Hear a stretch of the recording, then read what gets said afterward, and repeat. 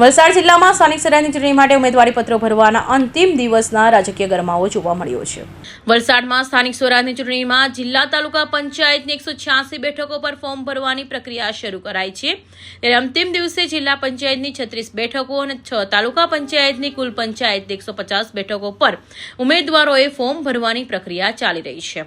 વલસાડ જિલ્લા ભાજપ કાર્યાલય ખાતે આજરોજ જિલ્લા ભાજપ પ્રમુખ હેમંત કંસારા અને સ્થાનિક ધારાસભ્ય ભરતભાઈ પટેલની ઉપસ્થિતિમાં વચ્ચે તમામ ઉમેદવારો વાજતે ગાજતે ઉમેદવારી પત્રકો ભરવા નીકળ્યા છે।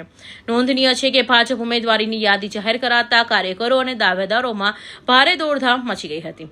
આ જાહેરાત બાદ ઉમેદવારી પત્રો ભરવાનું વધુ તેજી જોવા મળી હતી। મિત્રો નમસ્કાર।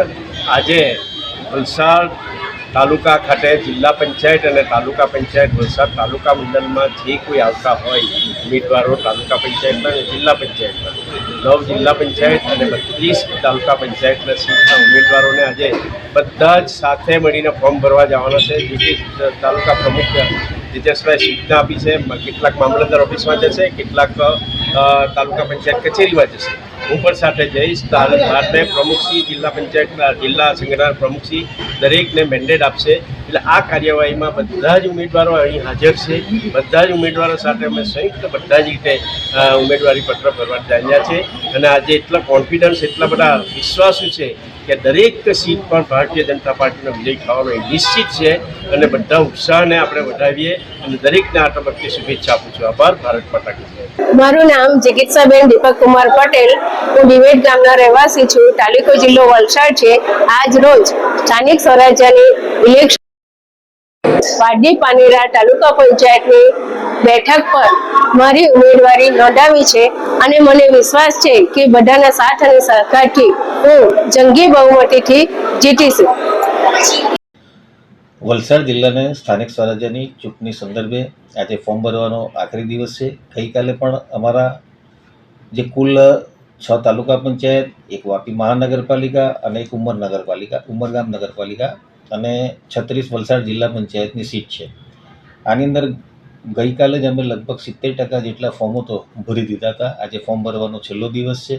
આજે પણ સંપૂર્ણ તમામ સીટો ઉપર ભારતીય જનતા પાર્ટીના ડમી સહિતના દરેક ફોર્મો ભરાવાના છે અને ભારતીય જનતા પાર્ટી ગત 2021ની અંદર જે ચૂંટણી પરિણામ 80 થી 85% ઉપરનું જે પરિણામ મેળવ્યું હતું, તો આ વખતે એ પરિણામની અંદર પણ અમે 90% ઉપરાંતના પરિણામોની આશા સાથે ભારતીય જનતા પાર્ટીએ તમામ તાલુકામાં, જિલ્લામાં, મહાનગરમાં અને નગરપાલિકાઓમાં તૈયારી કરી છે અને વિકાસની જે રાજનીતિ છે અને જે દેશના યશસ્વી વડાપ્રધાન માન્ય શ્રી નરેન્દ્ર મોદીએ જે એક વૈશ્વિક નેતૃત્વ ઊભું કર્યું છે, જેના લઈને સમગ્ર વલસાડ જિલ્લાની અંદર એક ચેતના આવી છે અને ચેતના થકી ભારતીય જનતા પાર્ટીના તમામ ઉમેદવારો વિજયી બનશે અને તમામ ઉમેદવારોને હું ખૂબ ખૂબ શુભકામનાઓ પાઠવું છું જિલ્લાના અધ્યક્ષ તરીકે।